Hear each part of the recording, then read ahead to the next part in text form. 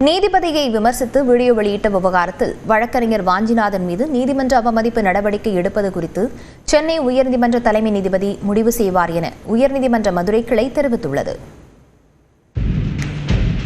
உயர்நீதிமன்ற மதுரை அமர்வு நீதிபதி ஜி.ஆர். சுவாமிநாதன் தனது நீதித்துறை கடமைகளை நிறைவேற்றுவதில் சாதி சார்பு கொண்டிருப்பதாக வழக்கறிஞர் வாஞ்சிநாதன் சமூக வலைதளங்களில் பகிர்ந்து வருவதாக புகார் அடைந்தது.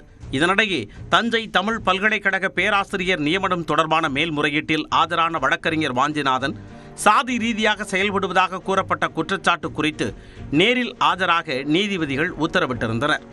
இந்த நிலையில் நீதிபதிகள் ஜி.ஆர். சுவாமிநாதன், ராஜசேகர் அமர்வில் இவ்வழக்கு விசாரணைக்கு வந்தது. அப்போது வாஞ்சிநாதன் நேரில் ஆஜராகி விளக்க அறிக்கையை தாக்கல் செய்தார். அப்போது நீதிபதி ஜி.ஆர். சுவாமிநாதன் குறித்து வாஞ்சிநாதன் விமர்சனம் செய்து பேசிய வீடியோ ஒளிபரப்பி விளக்கம் கேட்கப்பட்டது. அதற்கு பதிலளித்த வாஞ்சிநாதன், வீடியோ ஒளிபரப்பி அதற்கு விளக்கம் கேட்பது முறையல்ல என்றும், எழுத்துப்பூர்வமாக விளக்கம் கேட்டால் பதிலளிக்க தயார் எனவும் தெரிவித்தார். மேலும் தங்கள் மீதான புகாரை தாங்களே விசாரிக்க முடியாது என்றும் கூறினார்.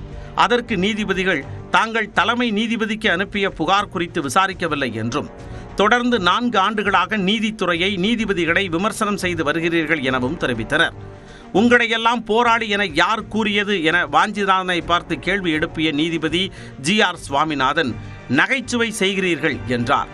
இதனையடுத்து வழக்கறிஞர் வாஞ்சிநாதன் மீது நீதிமன்ற அவமதிப்பு நடவடிக்கை எடுப்பது குறித்து சென்னை உயர்நீதிமன்ற தலைமை நீதிபதி முடிவு செய்வார் என நீதிபதிகள் உத்தரவிட்டனர். வழக்கை சென்னை உயர்நீதிமன்ற தலைமை நீதிபதிக்கு மாற்றியும் உத்தரவிட்டனர். இதனிடையே வழக்கறிஞர் வாஞ்சிநாதனுக்கு எதிரான நீதிமன்ற அவமதிப்பு வழக்கை திரும்பப் பெற வலியுறுத்தி தமிழ்நாடு முழுவதும் வழக்கறிஞர்கள் ஆர்ப்பாட்டத்தில் ஈடுபட்டனர். சென்னையில் உயர்நீதிமன்ற வழக்கறிஞர்கள் நீதிபதி ஜி.ஆர். சுவாமிநாதனுக்கு எதிராக கண்டன முழக்கங்கள் எழுப்பி ஆர்ப்பாட்டத்தில் ஈடுபட்டனர். இதேபோன்று மதுரை, விழுப்புரம், திருவண்ணாமலை உள்ளிட்ட இடங்களில் வழக்கறிஞர்கள் போராட்டத்தில் ஈடுபட்டனர். நீதித்துறையின் தவறை